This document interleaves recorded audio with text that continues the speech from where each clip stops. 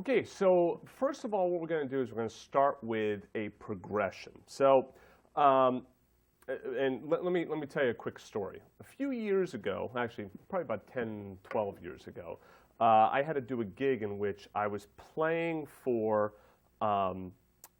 families whose loved ones had donated organs.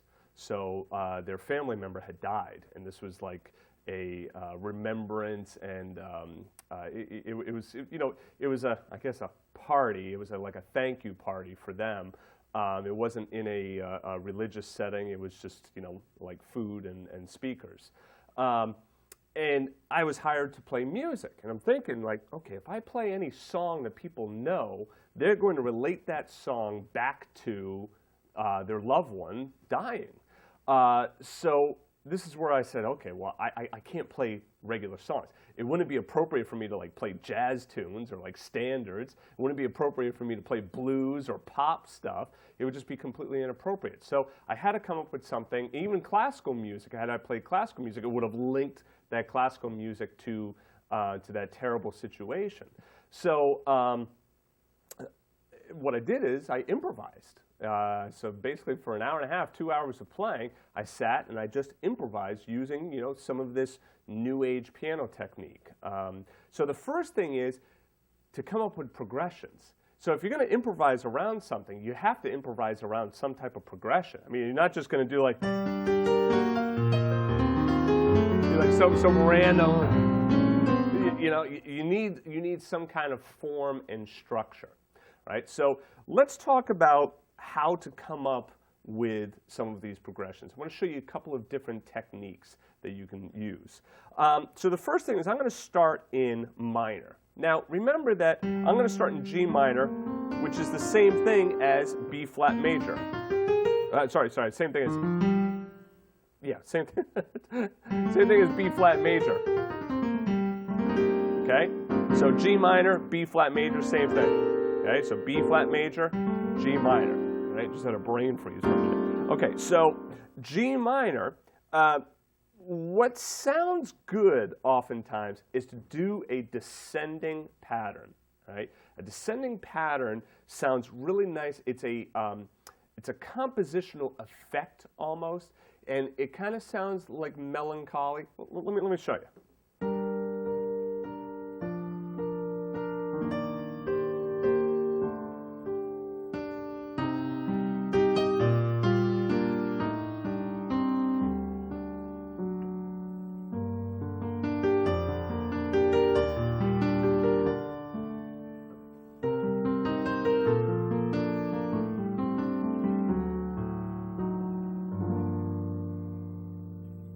Right, so you hear that kind of like melancholy feeling to it.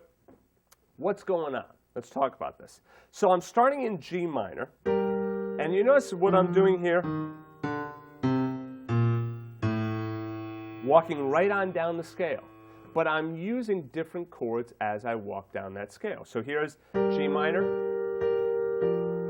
with F in the bass.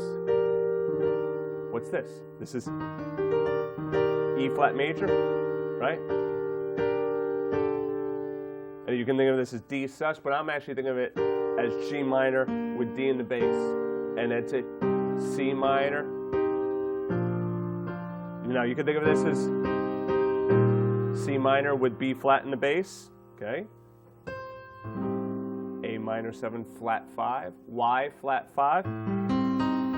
See, again from B flat, see the E flat. Also resolves nicely to that D. So here's my 5 chord. The D is the 5 chord. It takes me back to G minor. All right, let's talk about that 5 chord for a second. Whatever chord that we start on is going to sound almost again like a weird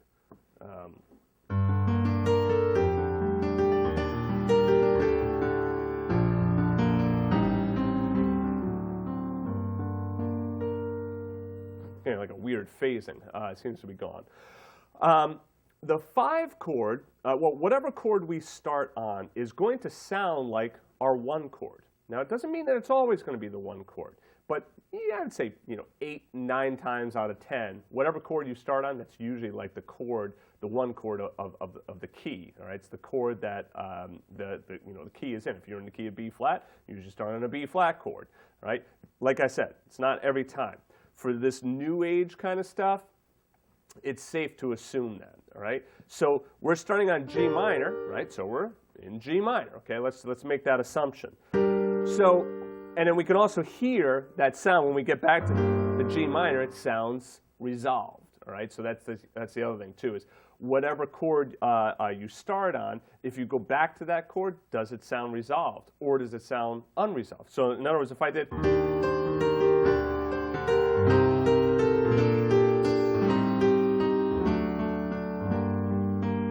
if I went back to. All right, see, that doesn't sound resolved now, does it? Okay, so I wasn't starting on the one chord there. All right, so anyway, my one chord is G. To get back to that chord, we can always utilize our 5 chord. The 5 chord, remember, you can find your 5 chord very easily, just count down 5 half steps. Create a dominant 7th chord on that note, and it leads you back to your 1 chord. If you want to delay the resolution, which I did here, and I do a lot of times in this new age stuff, do a sus4 and a resolve it. Notice too, I don't have to put the 7th in there. Sometimes there's no 7th. I don't play it as a dominant. Sometimes I just play it more as a major chord.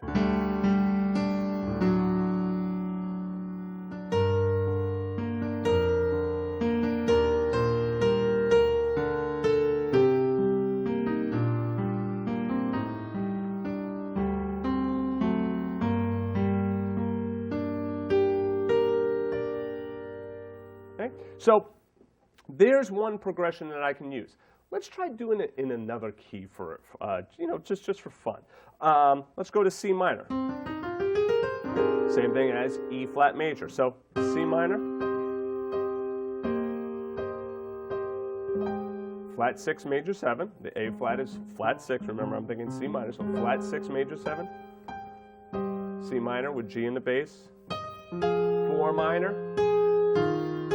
4 minor with E flat in the bass, 2 minor 7 flat 5, there's my D minor 7 flat 5, G sus4, resolve it, back to C minor.